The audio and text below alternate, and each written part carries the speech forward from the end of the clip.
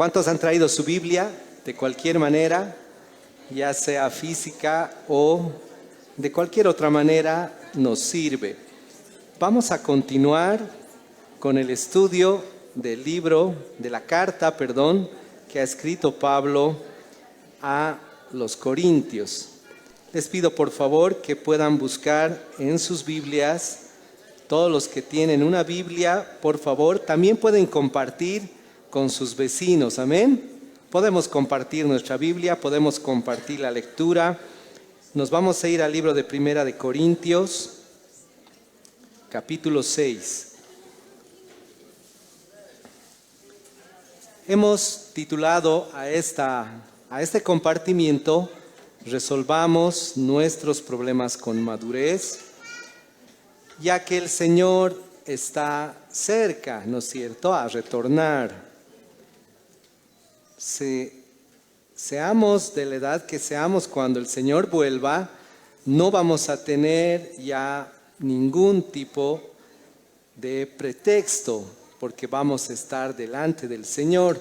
Por eso Él quiere que pronto decidamos permitir que el Espíritu Santo obre en nosotros y ponga madurez. Humanamente hablando, la madurez se relaciona con la edad, ¿no es cierto? Y esto es distinto en varones y en mujeres. Espiritualmente no es así. El Señor, en su inmenso poder, Él es nuestro Creador y puede otorgar madurez espiritual a una persona, aún sea muy joven. No hay impedimento para eso. Entonces nosotros tenemos que tener esta perspectiva antes de estudiar lo que el Señor quiere que en nuestro corazón quede grabado. Entonces la madurez es algo que Pablo vio que estaba faltando en la iglesia de Corinto. Por eso ha escrito una carta y muchos versos orientados a que la iglesia despierte. Como sucede en nuestros tiempos y pasó en esos tiempos, la iglesia cambió el rumbo, ¿no es cierto? Es natural que entre nosotros y en nuestras relaciones tengamos problemas, es completamente natural. Cada uno de nosotros pensamos distinto, venimos de distintas familias y afrontamos distintas realidades económicas, políticas, sociales, culturales, y es necesario que a través de la palabra podamos unificar esos criterios, nos podamos someter a lo que la Biblia dice. Cuando nosotros como hijos de Dios decidimos someternos a la palabra, vamos a romper esas barreras, amén. Y Pablo justamente quería que suceda eso en la iglesia de Corinto. Lo que escribió, vamos a por favor irnos al verso 1 del capítulo 6. Dice la palabra: ¿osa alguno de vosotros, cuando tiene algo contra otro, ir a juicio delante de los injustos y no delante de los santos? ¿O no sabéis que los santos han de juzgar el mundo? Y si el mundo ha de ser juzgado por vosotros, ¿sois indignos de juzgar cosas pequeñas? ¿O no sabéis que hemos de juzgar a los ángeles, cuánto más cosas de esta vida? Hacemos un pequeño paréntesis en la lectura y si nos damos cuenta, Pablo hizo referencia ya a asuntos de un tamaño y les dice en el verso 2 cosas muy pequeñas. Lo primero que tenemos que entender, queridas hermanas y hermanos, que nuestro Señor no se contradice. Muchas personas piensan, muchos creyentes, que cuando nosotros hablamos de estar sometidos a la autoridad humana, no debemos ya tomar en cuenta lo que la palabra dice. Y no es así. Debemos armonizar lo que está en la palabra con lo que las autoridades nos dicen. De esta manera, ¿qué vamos a conseguir? Diferenciar qué cosas vamos a resolver entre nosotros como iglesia y no sacarlas al mundo, y qué cosas necesariamente vamos a necesitar ir a la autoridad. Cuando se da un hecho que, de acuerdo a nuestras leyes, se constituye un delito, ya no lo vamos a poder resolver internamente, ¿no es cierto? Corremos un grave riesgo de querer resolver un delito al interior de la iglesia. Vamos a necesitar obedecer la palabra que dice sométase a la autoridad, ¿no es cierto? Porque toda autoridad viene de Dios. Sin embargo, las cosas a las que se refería Pablo eran pequeñas. ¿Qué sucede cuando en nuestro relacionamiento entre hermanos, por ejemplo, necesitamos un favor económico, un favor físico, ¿no es cierto? Y nos olvidamos de ese favor? Podemos causar un daño al hermano que nos ayudó, ¿no es cierto? Y estas cosas estaban saliendo de control porque es natural que la iglesia crezca. Es natural que vengan nuevas personas. Y esas nuevas personas van a venir con nuevas ideas, con nuevas necesidades a la iglesia. Y si nosotros no empezamos a aprender cómo resolver estas diferencias, pueden convertirse día a día en problemas más serios. En cambio, en la iglesia de Corinto pasó que ni bien sucedía cualquier ofensa, ya la llevaban a las autoridades seculares. Esto también tenía un riesgo. No se olviden que ante la autoridad hay dos posiciones, el que acusa, ¿no es cierto?, y el acusado. ¿Qué pasa cuando el acusador sale siendo el culpable? ¿Qué sucede? La autoridad no lo puede esconder, ¿no es cierto? Y eso queda con un testimonio escrito de que el acusador había sido el culpable. Por eso Pablo quería que la iglesia entienda que tenemos que agotar los recursos, tenemos que acudir a quienes. El Señor ha dado talentos, queridas hermanas y hermanos, en esta iglesia. Cada uno de ustedes tiene un don o dos o tres que el Señor le ha regalado para el servicio.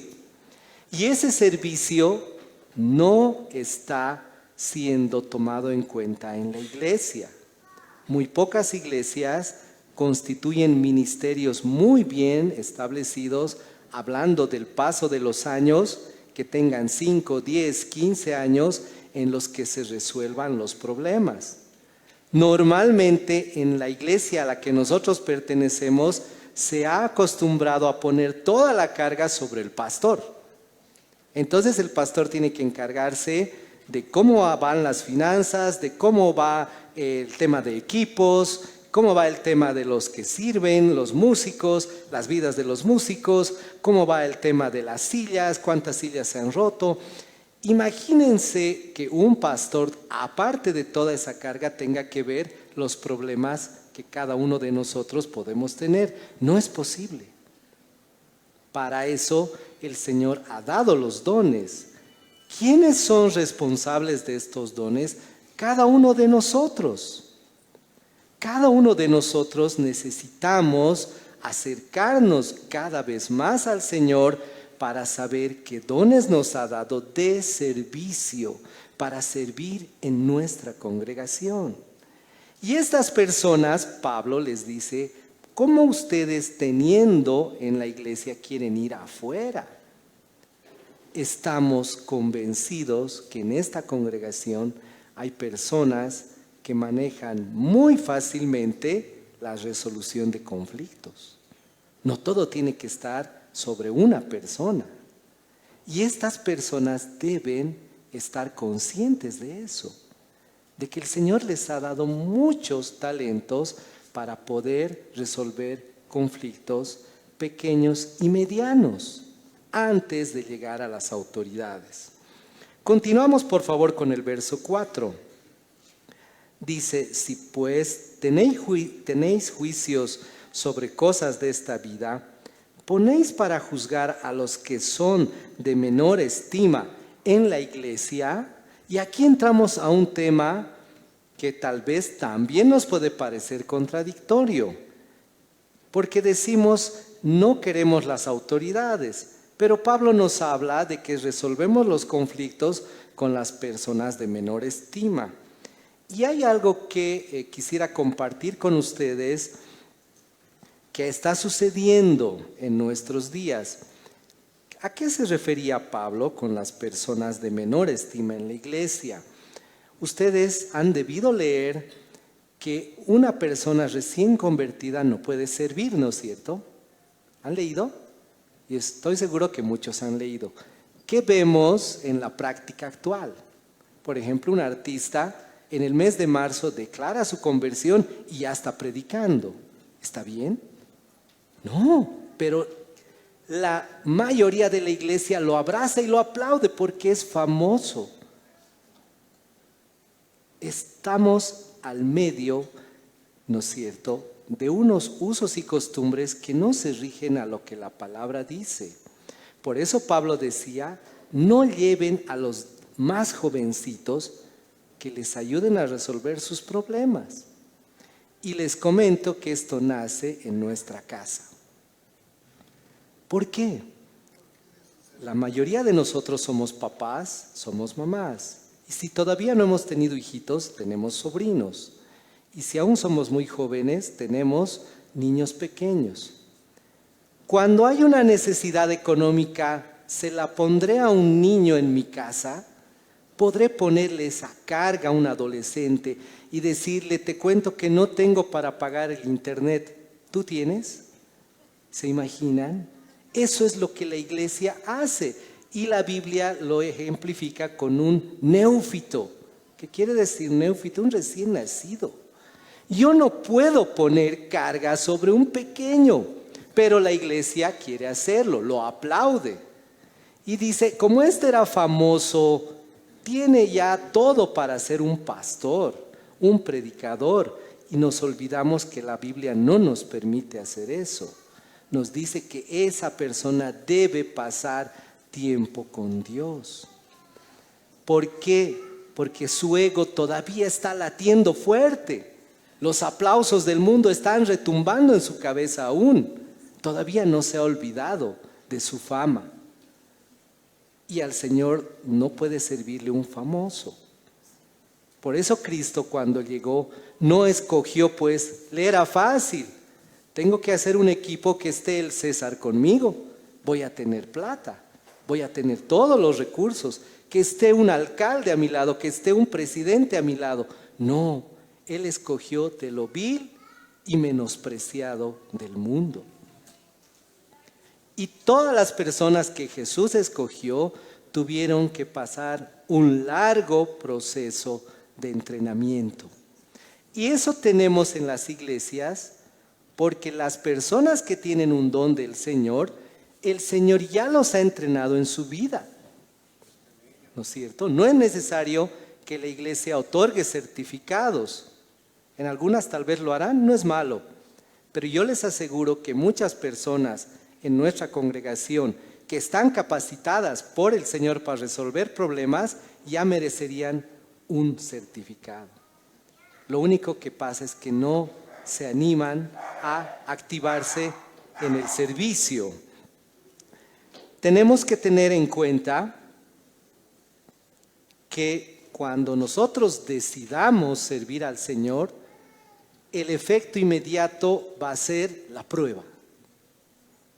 ¿No es cierto? Seríamos irresponsables en las iglesias cristianas que sucedió en algún tiempo de decir, ven al Señor, sirve al Señor y vas a tener todo en la vida. Eso es irresponsable. Si tú vienes al Señor y quieres servirle, vas a tener prueba, porque el Señor primero disciplina a los que ama y los capacita para poder edificar el cuerpo, ¿no es cierto? Entonces, esta parte hemos compartido porque nosotros también podemos hablar a otros hermanos del error que están cometiendo en escuchar a una persona que no tiene experiencia en la fe. Puede ser muy famosa, puede ser muy atractiva físicamente, pero eso no le hace, no le hace que sea preparado para el Evangelio.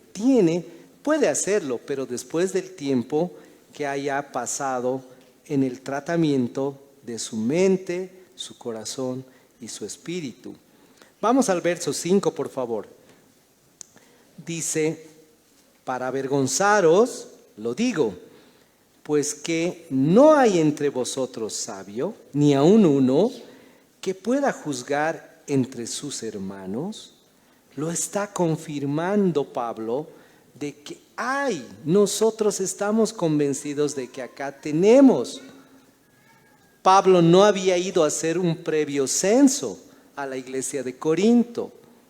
Ni siquiera tenía un registro de todos los nombres de esos hermanos, pero estaba seguro. ¿Por qué? Porque la palabra dice que Dios ha derramado sus dones. Ninguno de los que estamos acá está falto de dones. Por favor, tenemos que creerlo. No porque no estemos en un lugar visible, no tenemos un don. Es todo lo contrario. Por eso Cristo no eligió predicar en los templos, porque no le gustaba las cuestiones vistosas. ¿Qué le costaba al Señor mandar y tener la iglesia más lujosa en su tiempo? No le costaba nada, pero Él no lo quería así. ¿Por qué? Porque todo ser humano tiene un corazón engañoso y pronto nos inclinamos a lo material. Todos, absolutamente todos. Ahí es donde vemos, por ejemplo, que Dios ha dado un don de administración con los bienes. Si no, en estos tiempos no estaríamos conociendo la iglesia. Porque el Señor ha dado ese don, pero no a todos. ¿Qué tenemos que hacer? Los que no tenemos un don de administración, tenemos la obligación de reconocer a la persona que tiene el don de administración. No como vulgarmente se dice, quiero quitonearme el cargo. Si yo no tengo el don, ¿para qué me voy a meter a esa área? Debo dejar que la persona que tiene el don, los dones son visibles, hermanos, no son invisibles. Es notorio cada don en nosotros. Y como iglesia madura debemos reconocer esos dones. Debemos apoyar. En algunas circunstancias, nuestro trabajo, es decir, la función que el Señor nos va a dar en esta iglesia es apoyar a alguien en ese don. ¿No es cierto? Si yo veo un niño que tiene un don con el saxofón y yo puedo darle un saxofón, tengo que hacerlo, porque el Señor me ha puesto para eso. Y en otro momento tendré la posibilidad de aplicar otro don, ¿no es cierto?, que el Señor me ha dado. No caigamos en lo que la iglesia de Corintio cayó, que se estaban peleando por todo y por nada. Y Pablo necesitó escribirles no solo a ellos. Cuando nosotros leemos lo que pasó en la iglesia de Corinto, parece que estuviera pasando en este momento en nuestra iglesia, ¿no es cierto? Vámonos por favor al verso 6.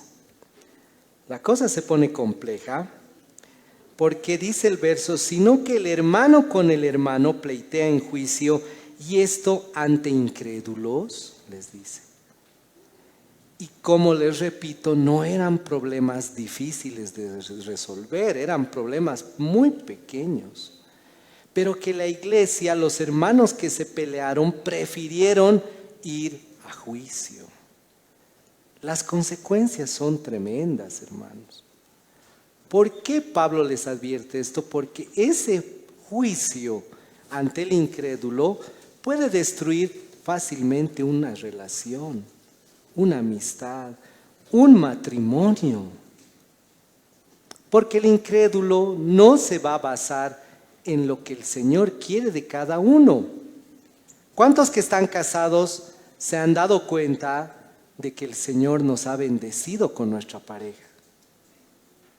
Cuando el mundo dice, los que se casan han cometido un gravísimo error, ¿no es cierto? ¿Cuántas personas por su mala experiencia no les hablan a sus hijos, no les hablamos a nuestros hijos y permitimos que nuestra mala experiencia vaya de generación en generación? Cuando nosotros podíamos decirle, hijo, hija, si bien yo me he equivocado, tú puedes hacer lo correcto. Porque con el Señor podemos escoger la pareja correcta. Es más, el Señor ya nos ha creado nuestra pareja perfecta. Solamente que a veces nosotros no sabemos escoger. Y esto viene de que no nos han enseñado a escoger. No nos han dado los principios bíblicos necesarios para escoger esa pareja. Ahora, eso no quiere decir que si nosotros nos hemos conocido con nuestra pareja sin haber conocido al Señor, el Señor es todopoderoso para hacer de esa relación perfecta. ¿No es cierto? Tenemos que entender que no una cosa no excluye la otra. Vamos a, por favor, a cambiar un poco el libro y vamos a irnos a Isaías, capítulo 64, todos los que están con su Biblia. Nos vamos a ir al Antiguo Testamento para compartir lo que había dicho nuestro Padre antes de la venida de Cristo. Vamos a ir a Isaías 64, verso 6. Si ya lo tienen, digan amén. Amén. ¿Qué dice la palabra del Señor en Isaías 64, 6? Si bien todos nosotros somos como suciedad, y todas nuestras justicias como trapo de inmundicia, y como todos nosotros como la hoja, y nuestras maldades nos llevaron como el viento. La palabra del Señor nos enseña que por más que nosotros nos esforcemos, nos vamos a equivocar a tiempo de aplicar justicia. Eso es lo que está pasando en nuestro país. La gente clama por justicia y no hay manera. Ahorita hay una elección judicial, ¿no es cierto? ¿Cuántos han visto? Se están peleando que da pena. Y ni aún así puedan ellos conciliar sus diferencias. Lo que salga de esa elección no va a administrar justicia, porque tendría que estar Dios al medio, con sus valores y principios. Entonces, ¿qué nos dice la palabra? Que todos, por si acaso, somos así. No podemos echar nuestros ojos solamente en estas personas que administran justicia. Si bien ellos que no conocen al Señor les cuesta administrar justicia, nosotros también somos igualitos. Por eso esas personas no se tienen que sentir aludidas. Cuando alguien dice la justicia del hombre es trapo de inmundicia, no puede un juez dolerse. No, no estamos hablando de él. Estamos hablando de la conducta humana. Y ustedes dirán entonces, ¿cómo resolvemos? Vamos nuevamente a que el Señor ha puesto dones en cada uno especiales. Si una persona en cualquier actividad en la que nosotros querramos ver no hace bien su trabajo, es porque no está en el lugar indicado. Por ejemplo, yo recuerdo que mi mamá me decía, hijo, quisiera que estudies para ser dentista. Yo no tenía ningún talento ni habilidad, ninguno, absolutamente ninguno, pero era un deseo de mi madre. Gracias a Dios que no lo he hecho. Pero ¿cuántas personas sí? ¿Cuántas personas en este momento están en labores que realmente detestan y no tienen habilidades para eso? Complementado a la situación económica, social y política, es un desastre. ¿Y saben qué es lo más desastroso? Cuando estas personas llegan a la posición de autoridad. Eso es lo más desastroso. Aun cuando están en esa posición no de autoridad, ya es complicado, porque no quieren hacer su trabajo. Les cuesta hacer su trabajo. Y por eso nosotros vemos cuando tenemos que hacer algo pequeño, solicitamos un medidor, ya sea de corriente eléctrica, gas. Tardan 2 meses cuando al día siguiente debería estar ese medidor en nuestra casa? ¿Todo está dado para eso o no? ¿Pero por qué pasa? Porque la persona no está en el lugar indicado. Hay alguien que rompe la cadena que debería funcionar. Lo mismo pasa en la justicia. Es por eso que nosotros compartimos esto que Pablo escribió, para que empecemos a meditar. Tengo mi don, me preparo en ese don y lo activo. Y sirvo al Señor. ¿Qué va a pasar? Va a haber bendición. 100% seguro que va a haber bendición. ¿Cuántos de ustedes acá han elegido la carrera correcta? De seguro. Y les va bien. ¿No es cierto? Por supuesto que el Señor está por encima de todo eso, pero la elección fue buena. ¿No es cierto? A eso nos tenemos que inclinar como cuerpo de Cristo.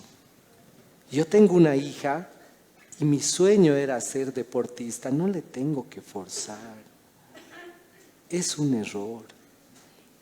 Querer yo reflejarme en la vida de mis hijos, de mis nietos, de mis sobrinos y decir, no te preocupes, yo te voy a pagar la universidad, pero la condición es que estudies para maestro. No, hay que ver los dones en nuestros hijos desde muy pequeños y respaldar esos dones como papás, más allá de lo económico. Sobre todo, cada ser humano, lo que necesitamos, y Jesús lo sabía, era respaldo, impulso, nada más. Lo restante se puede resolver. No tenemos que decir, es que no tengo dinero. Creo que mi hijo va a tener nomás que hacer cualquier cosita en la vida. No pensemos así. No pensemos así. Con el Señor, Él provee. Él provee. Y esa es una de las claves para que podamos tener una mejor justicia. Que los actores de la justicia sean idóneos en la iglesia y en el mundo. Si eso sucediera, no habría problemas, tantos como los que hemos visto y tantos como los que veía Pablo. Vamos a hablar un poquito del tema de lo que la palabra considera injusto. Vamos, por favor, otra vez al libro de Primera de Corintios en el Nuevo Testamento. Acompáñenme, por favor, rápidamente porque el tiempo está volando. Estamos en el capítulo 6, vámonos al verso 7. Así que, por cierto, es ya una falta en vosotros que tengáis pleitos entre vosotros mismos. ¿Por qué no sufrís más bien el agravio? ¿Por qué no sufrís más bien el ser defraudados? Y aquí habla de dos ejemplos claros. El agravio, que es algo que nos lesiona, una ofensa, ¿no es cierto? Y también nos dice el fraude. En estos momentos, ustedes saben que hay un montón de fraude, ¿no es cierto? El fraude, sobre todo a través de la tecnología. Nos llega un mensaje y dice, por favor, necesito que me envíes 1,000 bolivianos, y hemos enviado a quien no sabíamos. Y hemos visto que ya ha llegado a los grupos de WhatsApp en las iglesias, ¿no es cierto? Y puede suceder. ¿Qué pasa si me doy cuenta quién lo ha hecho? Ahí es donde Pablo empieza a hablarles cuál es la actitud que debe tener el creyente ante una ofensa, un agravio o un fraude. ¿Por qué nosotros hemos recibido por generaciones que debemos exigir nuestros derechos? Si he prestado, que me devuelva. ¿Quién nos ha enseñado eso? Nuestros papás, nuestros abuelos. Y nos han metido la idea de que eso es justicia, lo que nos corresponde. Yo exijo mi derecho. En este momento yo exijo que me devuelvan todo lo que yo he prestado, pero la palabra no indica eso. Cuando Jesús vino, tenía todo un trabajo por hacer y muy poco tiempo, y estableció principios inmutables. ¿Cuántos han escuchado la palabra dar la otra mejilla? Las palabras dar la otra mejilla. ¿Han escuchado? ¿Qué quiere decir? que si alguien me lastima, yo no le debo reclamar. Y Jesús empezó a enseñar eso. Decía, habéis escuchado la ley del talión. ¿Quién conoce la ley del talión? ¿Y Jesús aplicó eso? No, era una revolución, un motivo más para que el pueblo judío lo rechace. Porque ya había establecido todo un aparato de cobro de deudas. ¿Qué vamos a hacer con los cobradores de deudas si hacemos lo que Jesús dice, que se perdonen las deudas? Por eso rechazaron a Jesucristo, porque iba a ir en contra de lo que ya estaba establecido. Y de seguro que el sacerdote decía, pero mi hijo es el cobrador, ¿le voy a dejar sin trabajo a mi hijo? Veía sus intereses. Entonces, queridos hermanos y hermanas, lo que nos han enseñado como justicia es en realidad injusticia.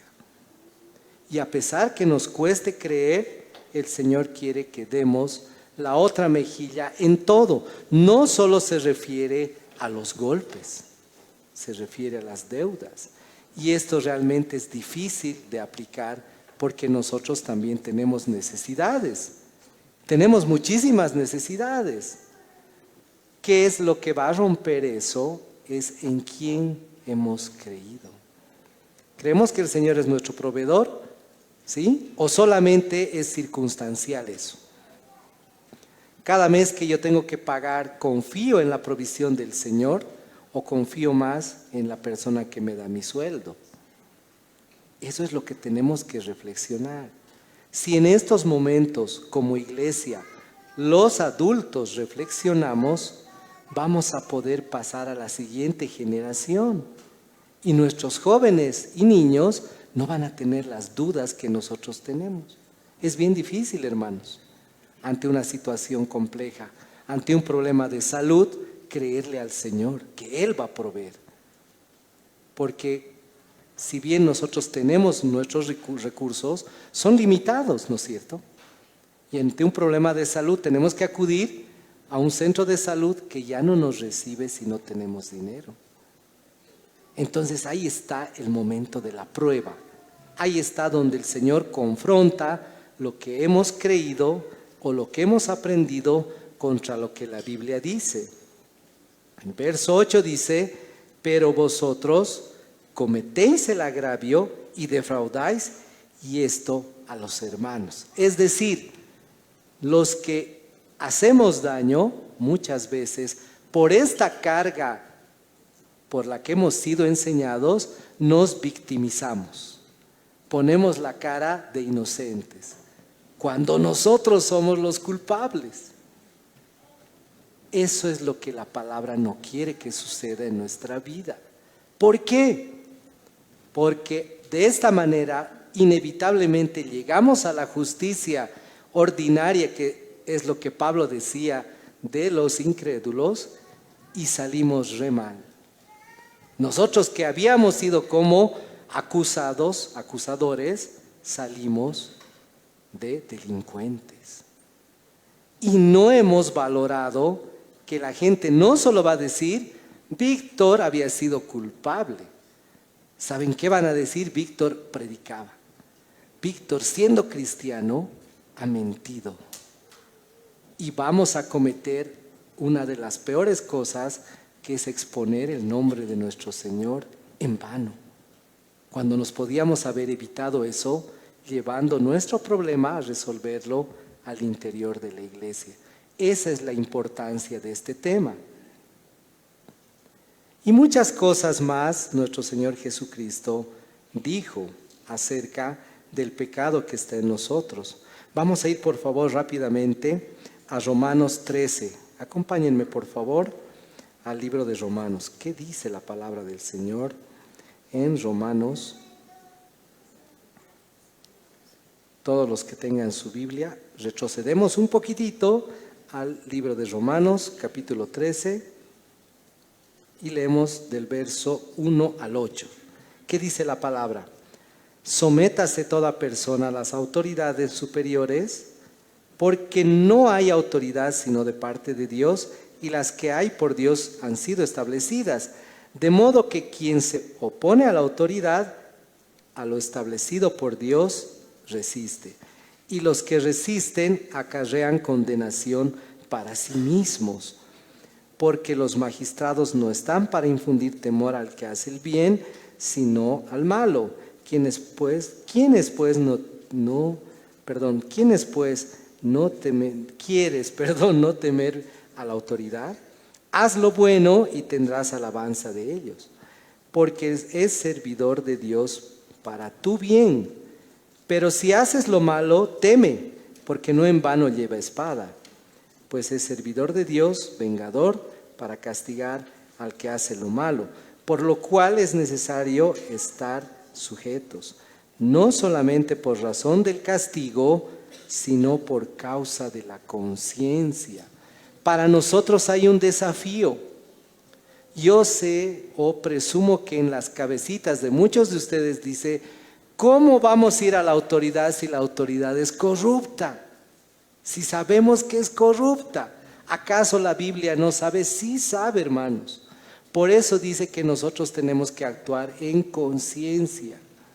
¿En conciencia de qué? De que sabemos que la autoridad no obra siempre con bien.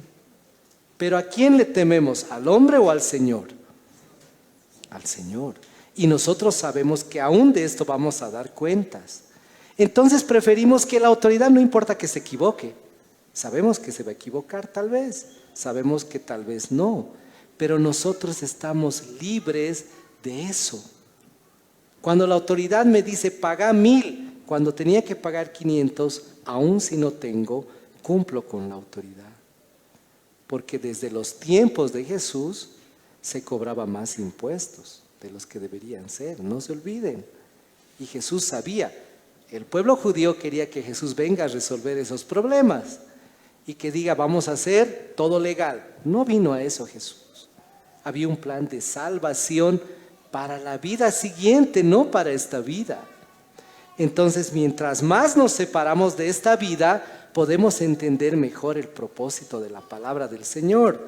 Volvemos a Romanos y el verso 6 dice, pues por esto pagáis también los tributos, porque son servidores de Dios que atienden continuamente esto mismo. Pagad a todos lo que debéis, al que tributo, tributo, al que impuesto, impuesto, al que respeto, respeto, al que honra, honra. No debáis a nadie nada, sino él dice, amaros unos a otros, porque el que ama al prójimo ha cumplido la ley. Nos exhorta la palabra a que para no entrar en tantos problemas, no debamos nada. Cada uno de nosotros tenemos muchas necesidades y muchos anhelos. Y a veces el cumplir un anhelo nos pone en la posición de prestarnos. ¿Qué dice la palabra? No debas a nadie. Si te has prestado, cumplí, como sea, pagá. Tributo, honra, deudas, lo que sea, pagá. ¿Por qué? Porque dice que eso nos va a poner en la posición que el Señor quiere vernos como sus hijos, cumpliendo el amor. No nos afanemos si tenemos una deuda. Yo actualmente tengo una deuda en el banco. Lo que tengo que hacer es cumplir con lo que el banco me dice. Cada mes tienes que pagar. Puede que me atrase un mes, pero al siguiente debo tratar de cumplir, porque eso es lo que me pide el Señor. No debáis nada a nadie. Y aunque no creamos, cuando nosotros retornamos el favor que hemos recibido, es una muestra de amor. La persona que nos presta se siente feliz de que le hemos cumplido. Y esa puede ser una de nuestras puertas a hablarle del Evangelio. Si esa persona dice, qué bueno que me has pagado, justo necesitaba, no hay problema, yo tenía que hacerlo. ¿Quieres que te hable del Señor? Me va a escuchar, aunque sea un poquito. Pero si todo el rato me llama y me dice, paga, paga, y yo no lo hago, entonces esa persona menos me va a escuchar del Evangelio. ¿No es cierto? Porque eso es para lo que estamos. para hablar del Señor a cualquiera, de cualquier manera. Volvemos por favor rápidamente al libro de Corintios y estamos en 1 Corintios 6, ahora nos vamos al verso 8 y 9, que dice la palabra: no sabéis que el 8, me estaba comiendo el 8, pero vosotros, dice, cometéis el agravio y defraudáis, y esto a los hermanos. ¿No sabéis que los injustos no heredarán el reino de Dios? No erréis, ni los fornicarios, ni los idólatras, ni los adúlteros, ni los afeminados, ni los que se echan con varones. Entonces, nosotros hemos recibido antes la predicación de estas cosas terribles, ¿no es cierto? Estamos conscientes, pero personalmente no había puesto atención en la primera parte que habla de la injusticia. También los que en algún momento hemos obrado injustamente, no vamos a poder heredar el reino. Por eso el Señor quiere que andemos conscientes de lo que necesitamos hacer respecto a la justicia. ¿Qué había sido la justicia? No siempre es llevarle a la autoridad competente. Si el problema es pequeño, lo resolveré rápido, ¿no es cierto? Pediré consejo. ¿Cuántas personas tienen la experiencia? Pónganse a pensar ustedes cuánto el Señor ha permitido que vivamos en experiencia. Hay personas que tienen experiencia en los negocios, ¿no es cierto? Que han establecido un negocio de lo que sea. Una persona más joven les puede preguntar, ¿no es cierto? A eso también se refiere la palabra. ¿Cuántas personas en este momento están estableciendo un negocio automotriz? Entonces yo puedo acudir a ellos o no. ¿Cuántas personas trabajan en la banca? ¿Cuántas personas trabajan en la educación, en la salud, ¿no es cierto? En la construcción. Eso queremos que se active en la iglesia, que podamos saber y acudir para no meter la pata. Y aun si hemos metido la pata, para que nos asesoren.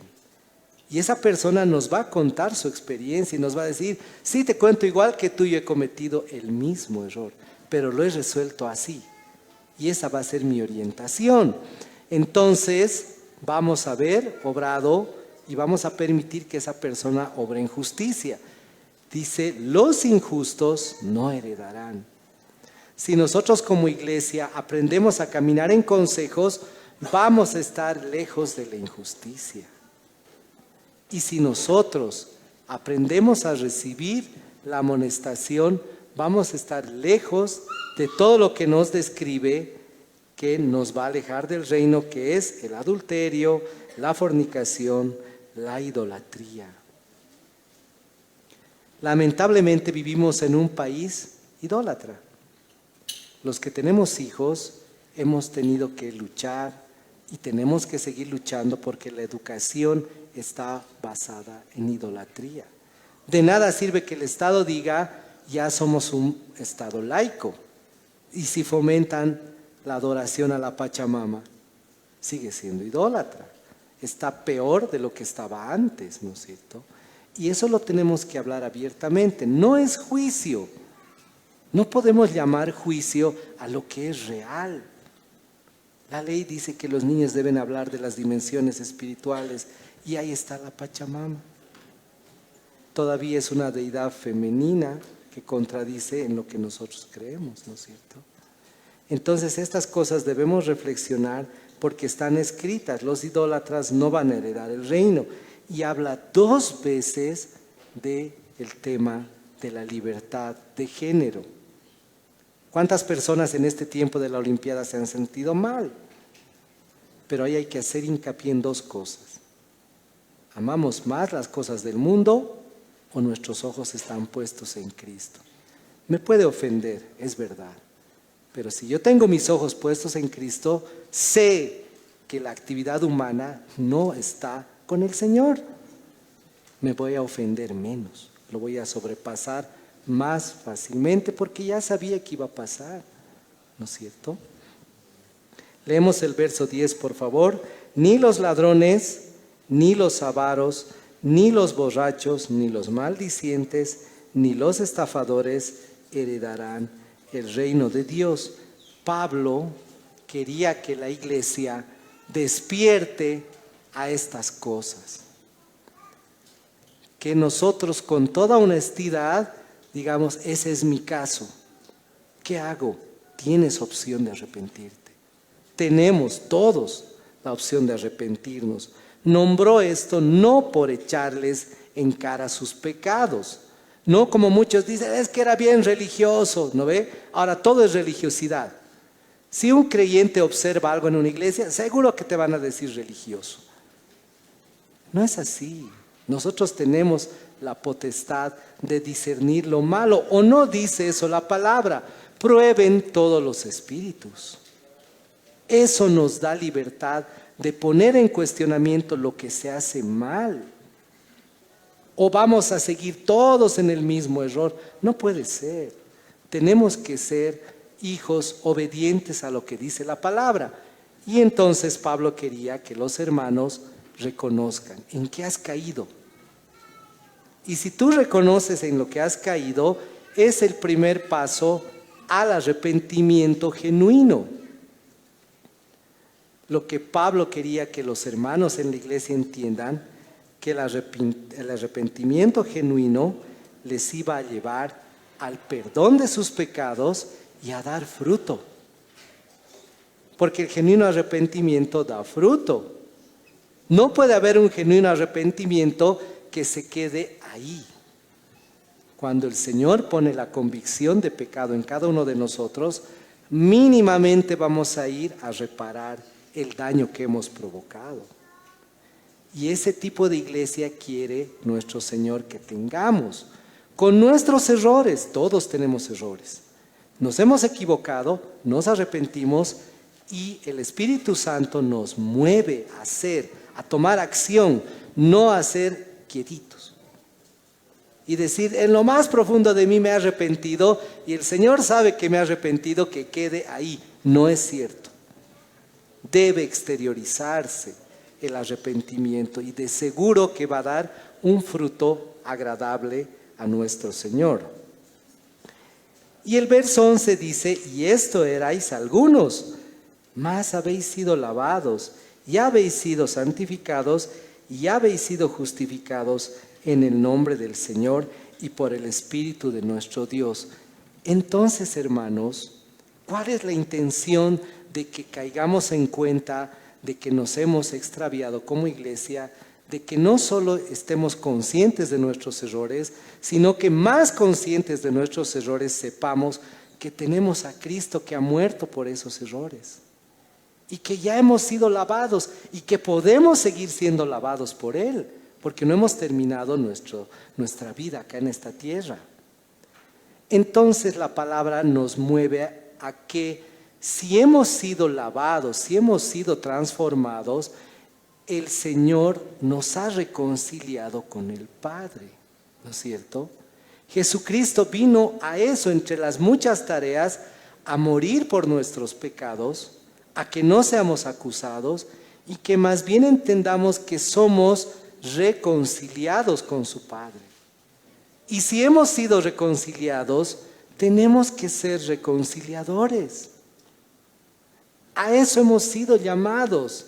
Habiendo recibido por gracia el perdón y la reconciliación, promover en nuestra familia. Empecemos en nuestra familia.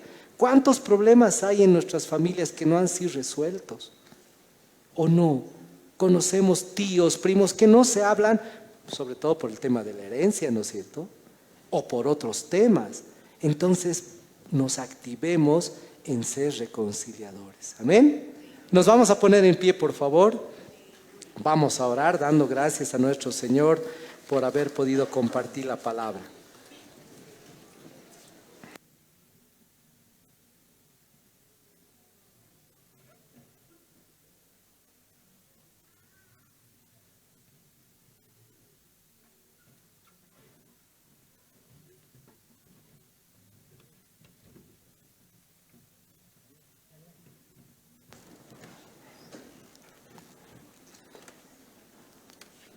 Padre bendito, te damos gracias por esta mañana en la que hemos podido compartir estos versos.